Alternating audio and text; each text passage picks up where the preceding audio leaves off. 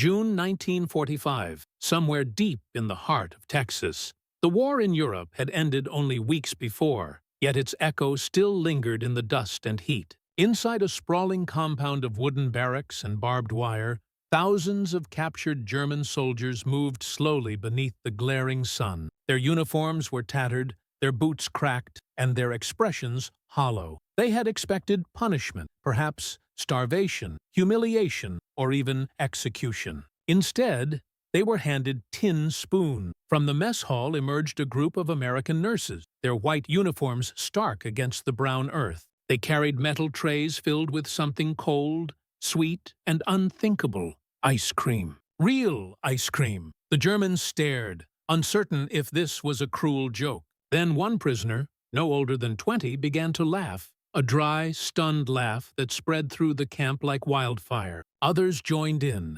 disbelief mixing with nervous joy. For the first time in years, they tasted something that wasn't rationed, spoiled, or bitter. For the first time, they realized they were being treated not as enemies, but as men. That quiet afternoon in Texas would mark the beginning of an unexpected lesson in humanity. When Nazi Germany finally collapsed in May 1945, the world stood on the edge of exhaustion. 6 years of total war had left Europe in ruins, cities reduced to ash, families scattered, and an entire generation marked by fear and hunger. The Allies faced not only victory, but the enormous question of what to do with the millions of German soldiers who had surrendered. Across the Atlantic, the United States found itself in possession of over 370,000 German prisoners of war, housed in more than 500 camps spread across the American heartland. From California to Louisiana, from the Great Plains to the forests of Wisconsin. Most had been captured in North Africa or Western Europe and transported across the ocean in Liberty ships originally built for ammunition and fuel. To these captured soldiers, arrival in America felt like being sent to another planet. They had been told that surrendering to the Allies meant certain death, that Americans were brutal, vengeful, and merciless. Nazi propaganda had portrayed the United States as a land of chaos and racial violence. Many expected to be executed on sight or, at best, worked to death. Instead, what they found defied all logic. The U.S. Army, bound by the Geneva Convention of 1929, was determined to treat prisoners humanely, not merely out of law, but out of principle. The War Department issued clear orders. The enemy is disarmed, not dishonored. The goal was to maintain discipline and order while upholding American moral standards. POW camps were managed with strict military precision. Each had command structures, work programs, medical units, and inspection schedules. German officers were separated from enlisted men, and Red Cross representatives were allowed to visit freely. Inmates were provided shelter, basic hygiene, and 3 meals a day, a standard that shocked many Germans who had endured starvation at the end of the war. Inside the camps, mornings began with roll call. Prisoners lined up under the open sky as American guards counted heads. Breakfast followed, often powdered eggs, bread, and black coffee served in metal trays. Many could not believe they were receiving more calories than the average German civilian back home. Work details were organized around local needs. Some prisoners harvested crops or repaired roads. Others worked in lumber mills or factories producing non-military goods. The U.S. government paid them small wages, 5 to 10 cents per hour, redeemable at camp canteens where they could buy tobacco, soap, or stationery. But beyond survival, something deeper began to happen. These soldiers, many of whom had been raised under Nazi indoctrination, were now being exposed to an entirely different idea of power. A power that didn't rule through fear, but through fairness. For the Americans who guarded them, this approach wasn't simply about kindness. It was a psychological weapon, one that demonstrated the moral contrast between democratic ideals and fascist brutality. Every loaf of fresh bread, every clean bed, and every act of decency chipped away at years of propaganda. Still, the atmosphere in the camps remained tense. Many prisoners carried emotional wounds too deep to heal overnight. Some refused to believe the war was over. Others clung to loyalty toward the Reich. Rumors circulated that Hitler was alive, that Germany was regrouping, Only when newsreels and newspapers arrived showing the devastation of Berlin did the truth settle in. As summer turned to fall, the prisoners began to adjust. They learned English phrases, played soccer on open fields, and exchanged stories with guards. Yet deep inside, most remained suspicious, waiting for the moment the kindness would end and punishment would begin. They didn't yet realize that the most surprising gesture was still to come, one that would melt away not only ice, but disbelief itself. Inside the barbed wire of America's wartime prison camps, daily life evolved into a strange rhythm, disciplined, predictable, and almost peaceful compared to the chaos Europe had left behind. Rows of barracks built from pine and corrugated tin stood neatly aligned under the vast American sky. Guard towers watched over the compounds, but most prisoners quickly learned that escape was both futile and unnecessary. The camps themselves mirrored the communities that surrounded them. In Texas, Alabama, and Iowa,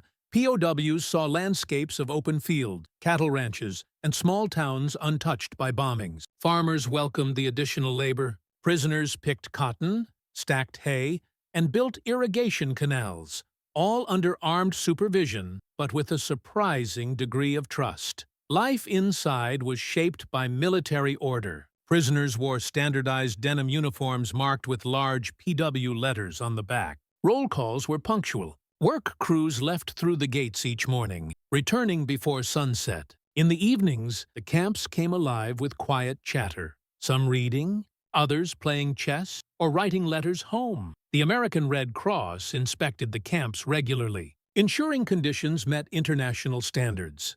Their reports were often glowing. They noted clean living quarters, access to medical care, and balanced diets for many German soldiers, especially those captured. In North Africa, it was the first time they had eaten fresh vegetables or received dental treatment. But what truly surprised them wasn't just the comfort, it was the humanity. American guards and nurses interacted with prisoners in ways that defied wartime hatred. A wounded German soldier could find himself bandaged by the same kind of nurse whose brothers might have died on the beaches of Normandy. Medical staff treated injuries, frostbite, and malnutrition with quiet professionalism. Disease was rare. When outbreaks occurred, quarantine and care followed immediately, not neglect. Some prisoners felt disoriented by this treatment. One diary from a captured Luftwaffe pilot recorded, "They feed us like allies, not enemies. I cannot understand this." Another wrote simply,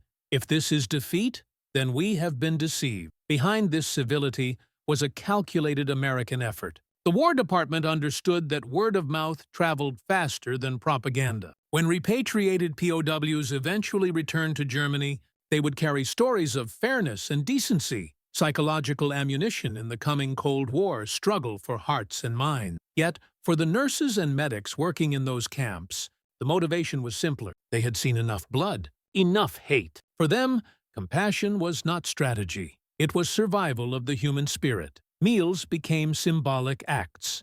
Each tray of food represented a choice not to mirror the cruelty of war. American rations were not luxurious, but they were steady. Beans, bread, canned fruit, sometimes a slice of meat. The most prized treat of all, however, was the American obsession with sweetness, sugar, chocolate, and above all, ice cream. The U.S. Army produced millions of gallons of ice cream every month, even in combat zones. It was more than a dessert. It was a symbol of home, comfort, and normalcy. By 1945, the War Department had even equipped naval vessels with ice cream machines to lift morale among sailors. When the surplus reached domestic POW camps, military staff saw an opportunity to use the same treat that comforted soldiers abroad to soften the bitterness of defeated men. That idea would soon take physical form. On a sweltering afternoon, when German prisoners, thin, sunburned, and silent, were told to line up outside their barrack,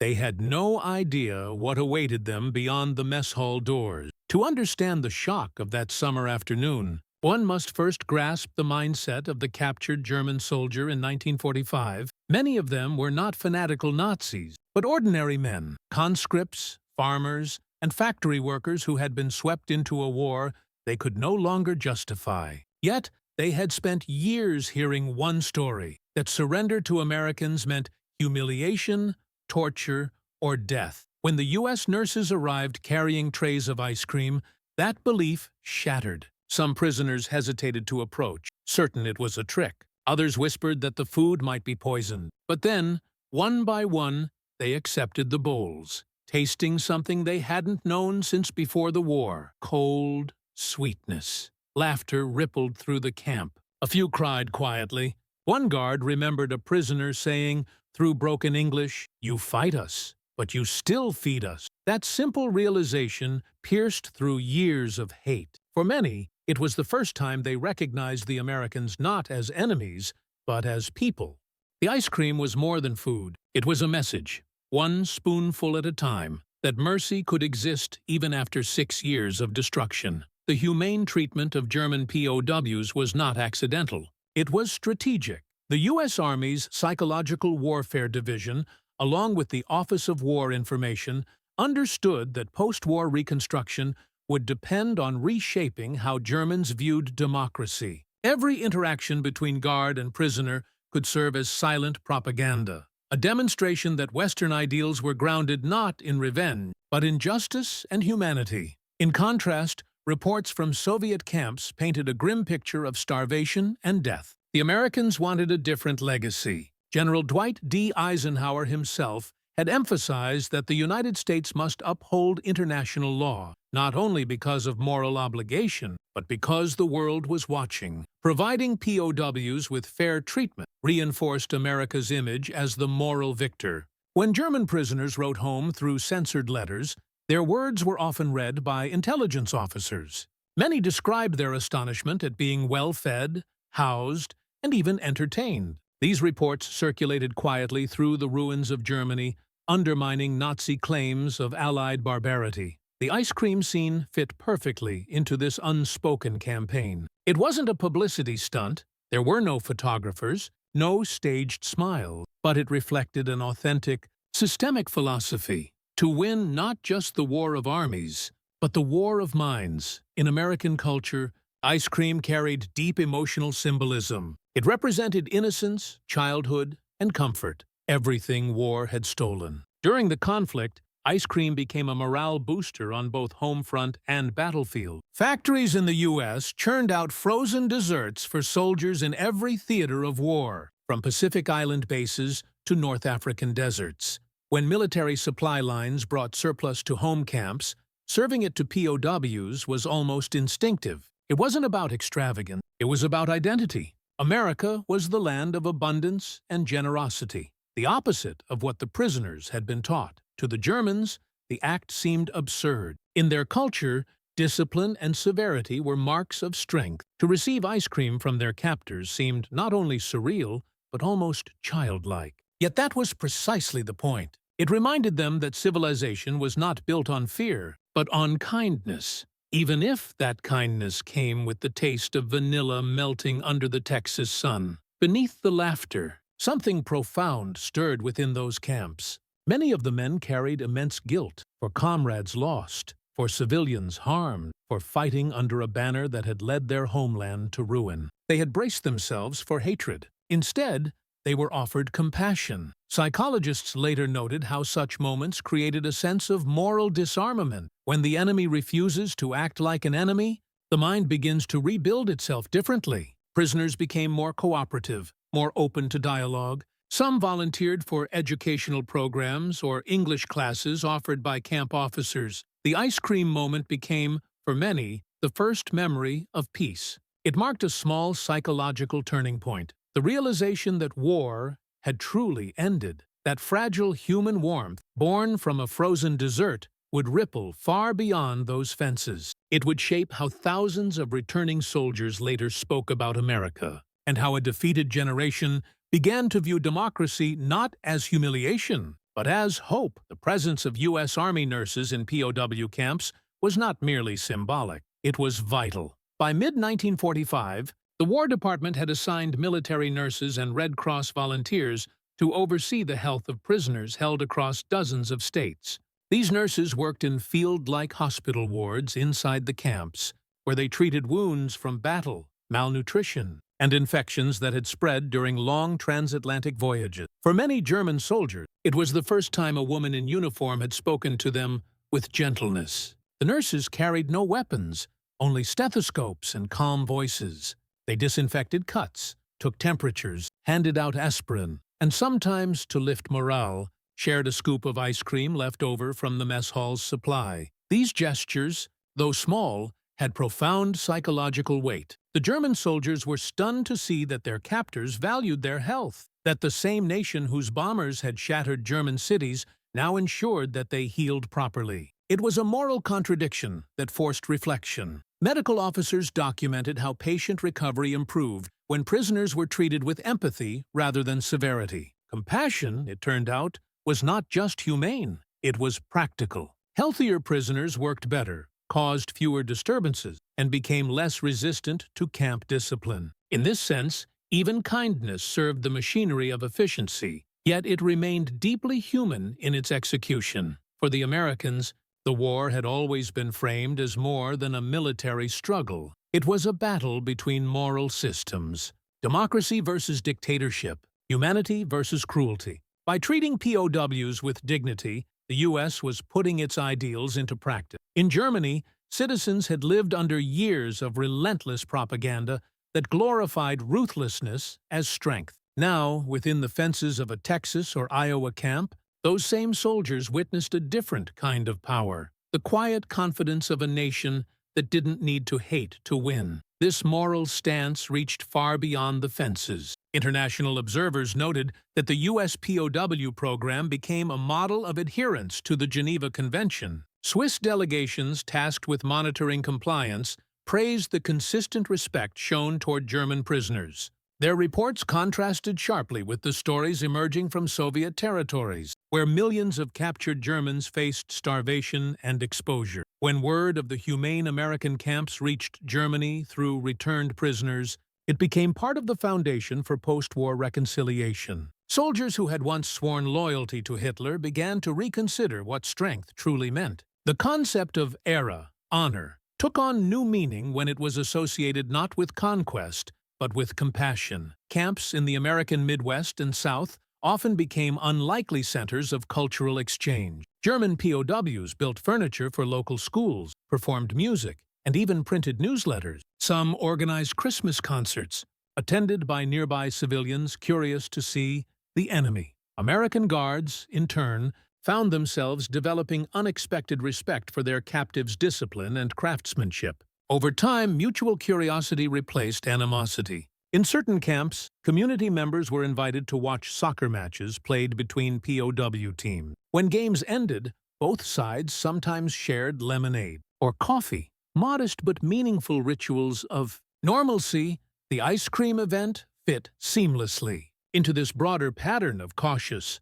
friendship. U.S. nurses handing frozen desserts to men who had once fought for the Third Reich symbolized a small, moral bridge being built between two worlds. And while such acts did not erase the horrors of war, they hinted at something crucial, that forgiveness, or at least understanding, could begin long before formal peace treaties were signed. For many former POWs, that taste of ice cream would remain the most vivid memory of captivity. Years later, in letters and memoirs, they wrote of it not as a trivial detail, but as a moment of rebirth. One ex-prisoner recalled, "I had not laughed since Stalingrad. That day, I laughed again." Another described how he felt ashamed to have ever believed we were the better men. The simplicity of that afternoon, the laughter, the confusion, the shared humanity, symbolized the emotional disarmament of a generation. Even among the American nurses, the event left an imprint. Some wrote in diaries about how difficult it was to care for men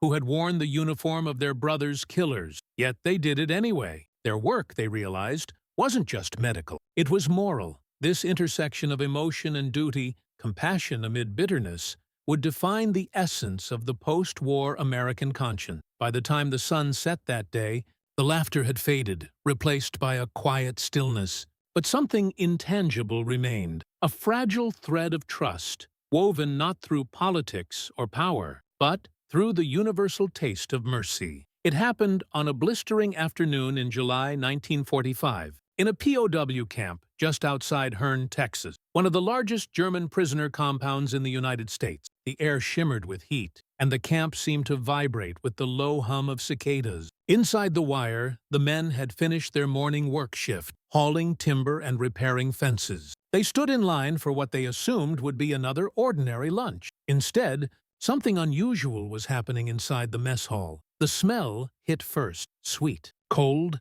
and faintly milky, an aroma none of them had sensed in years.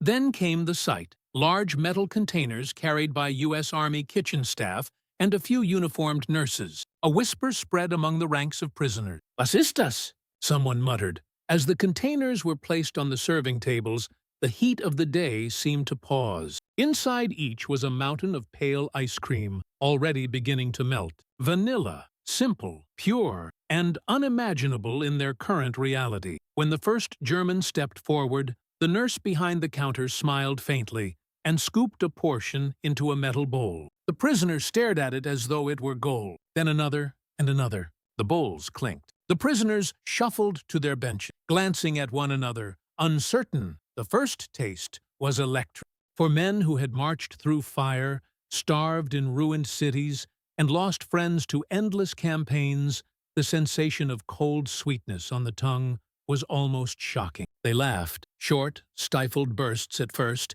then openly. Some covered their faces, embarrassed by their own emotions.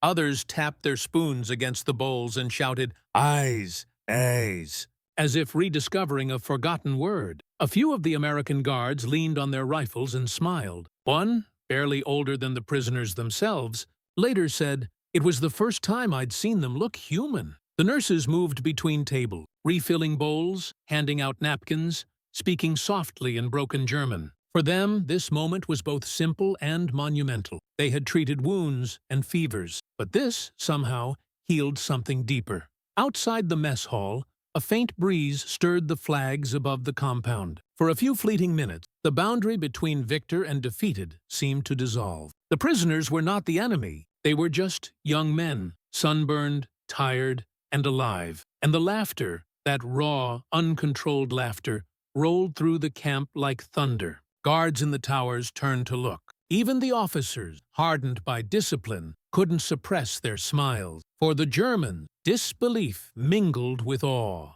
They had been told that Americans were barbarians, that capture meant death or degradation. Instead, they were being handed ice cream by the very people they'd been taught to hate. It was as if the world itself had turned upside down. One prisoner later wrote in a letter, "I laughed until I cried. I could not understand how those who had defeated us could be so kind. That day, I learned that humanity had not perished." The moment spread through the camp like legend. Within hours, men in distant barracks were whispering about it, about the American women who served ice cream to Germans. Some refused to believe it. Others swore it was true. But for those who were there, it marked something more profound than a meal. It was the moment they realized the war was truly over, not just on maps or in surrender documents, but within their hearts. The following days felt different. Guards noticed that discipline improved. Work details ran more smoothly. Tensions dropped. The laughter that had erupted over melting ice cream had somehow changed the entire atmosphere. Kindness had done what punishment never could. That afternoon would be remembered for decades. A fleeting scene in the aftermath of catastrophe, when compassion reasserted itself against the ruins of hatred. In the weeks following the ice cream incident, something subtle but unmistakable began to shift within the camp. The German prisoners, once rigid and silent, started to move with a new ease. Conversations grew livelier. Laughter returned, not just as a reflex of surprise, but as a sign of life. It was as if the sweetness of that one afternoon had thawed a long winter in their souls. American guards noticed it first. Men who had once refused eye contact now greeted them with cautious nods. When work teams left through the gates to harvest crops or mend fences, they sang old folk songs from the Rhineland or Bavaria, their voices carrying across the field. A few even learned to hum American tunes they'd overheard from radios in the guardhouses. The nurses, too, felt the change. They had become symbols of a new world, one built not on domination, but on restoration. Their presence in the camp hospital no longer drew suspicion. German patients began to speak openly, some even sharing photos of families lost or homes destroyed. These were small moments of human recognition, fragile but genuine. For the Americans, it was proof that compassion could reach across the deepest divides. For the Germans, it was proof that defeat did not have to mean dehumanization. And yet, beneath this fragile peace, emotion ran deep. Many of the prisoners were still haunted by guilt. They remembered what their own army had done in occupied Europe, in France, in Poland, in Russia. How could they deserve kindness when so many had suffered at their hands? That question lingered like a shadow, even amid the Texas sun. One nurse, writing in her diary, described the contradiction. They are our enemies, yet they are boys, polite, wounded, grateful. Sometimes I wonder which side truly won the war for the soul. For the German POWs, the moment of transformation came not only through words, but through the realization that mercy itself could be a form of strength. They began to question everything they had been taught about the nature of victory, about race, about power. The ice cream had become a symbol, an almost absurdly simple one, of a moral truth far greater than politics. The sweetness that melted under the Texas sun mirrored the collapse of old certainties. If an enemy could show compassion, then perhaps the entire foundation of hate had been a lie. Days turned into weeks, and the story spread beyond the camp. Local townspeople who worked near the compound heard about the day the Germans got ice cream. Some were angered, still mourning brothers and sons who had died overseas. Others, curious and conflicted, began to see the prisoners not as monsters, but as human beings. That tension between vengeance and mercy played out quietly across America. But inside the fences, the balance had already been decided. When Red Cross inspectors visited later that summer, they reported improved morale and behavior among the POWs. Incidents of violence and insubordination had dropped sharply. The camp commander credited consistent humane treatment, but the guards had their own explanation. It all changed after the ice cream. By late August, the story had taken on almost mythical form. The Germans spoke of it as a turning point, der Tag des Eises, the day of ice. It was retold to new arrivals as a symbol of what awaited them in America. Not punishment, not humiliation, but a strange, disarming kindness that no one had expected. When the first groups of prisoners were repatriated back to Germany months later, many carried that story with them. In a country reduced to rubble, those memories became tiny sparks of hope, reminders that not all humanity had vanished in the war's darkness. For the Americans who witnessed it, the lesson was equally enduring. It proved that moral strength did not end when the guns fell silent. In fact, it began there. As one nurse later wrote in a letter home, "They came to us as enemies and left as men." If the world is to heal, perhaps this is how it begins. One act of decency at a time. By the autumn of 1945, the great wave of German prisoners in the United States had settled into a rhythm of waiting for repatriation, for letters from home, for the uncertain future of a shattered nation. Yet within that waiting, something profound had taken root. The ice cream incident had become more than a story. It had become a symbol of a new moral order, a quiet demonstration that mercy could outlive hatred. Across America, camps like Hearne, Texas, Fort Robinson, Nebraska, and Camp Butner, North Carolina, continued to house tens of thousands of German POWs. Many had now spent over a year in captivity. Work programs expanded. The prisoners harvested crops, repaired bridges, and helped rebuild parts of rural America, left short-handed by wartime mobilization. They earned small wages and used them to buy postcards, razors, and chocolate from canteens. What distinguished these camps was not luxury, but normalcy. And that normalcy, after years of chaos, carried enormous psychological power. Every week, Red Cross delegates continued their round. Their reports consistently praised the U.S. for its adherence to the Geneva Convention. They noted that POWs were well-fed, clean, and, most significantly, treated with respect. The same documents often compared American facilities favorably against British or French-run camps, where rations were tighter and tempers shorter. To German soldiers raised on propaganda about Allied cruelty, this treatment was disorienting. "We had been prepared for humiliation," one former Wehrmacht corporal recalled years later. "Instead, they gave us milk, bread, and kindness. We didn't know how to respond." The result was visible in behavior. Escape attempts dropped dramatically. The number of disciplinary punishments decreased. Some prisoners even volunteered for extra work or language classes. The American officers in charge observed that morale and productivity improved most in camps where humanitarian programs were active, English instruction, religious services, even sports competitions. In one such program, known as the Special Projects Division, selected POWs attended lectures about democracy, freedom of speech, and the responsibilities of citizenship. The War Department saw it as a form of re-education, a way to introduce democratic ideals without coercion. For many Germans, these classes were their first unfiltered exposure to American values. But beyond ideology, there was a quiet, emotional transformation happening among the men themselves. The memory of that afternoon with the nurses, the laughter, the confusion, the melting ice cream, became a private compass of sorts. It reminded them that kindness was not weakness, that dignity could exist even in defeat. When news of the Nuremberg trials began filtering through in late 1945, many POWs felt the moral contrast even more sharply. They read of atrocities committed by their former leaders, of camps, gas chambers, and mass graves. The horror was undeniable. Against that backdrop, the humanity shown by their American captors seemed almost unreal. One wrote, "We were fed ice cream while our country was facing its crimes." The shame was unbearable, but also clarifying.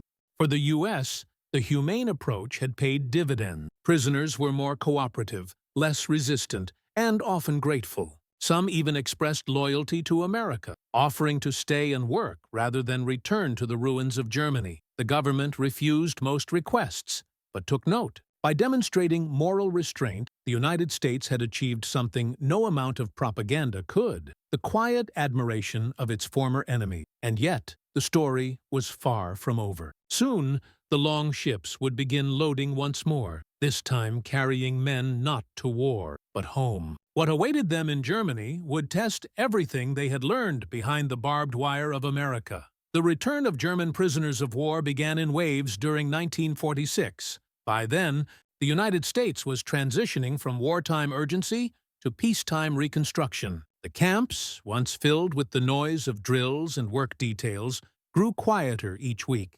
Trainloads of men in faded field gray uniforms departed under guard, their luggage small and their hearts divided between gratitude and guilt. For many, the repatriation process was bittersweet. They were finally free, but returning to a homeland that no longer resembled the one they had fought for. The cities of Germany lay in ruin. Berlin, Hamburg, Cologne, and Dresden were charred skeletons of civilization. Families were displaced, food was scarce, and political uncertainty hung like fog. Yet among those returning were thousands who carried something intangible, an impression of the America they had seen not through propaganda, but through ice cream, music, and mercy. When they arrived home, their stories spread quietly. They spoke of nurses serving desserts to prisoners, of guards who smiled, of churches that welcomed them for Sunday services.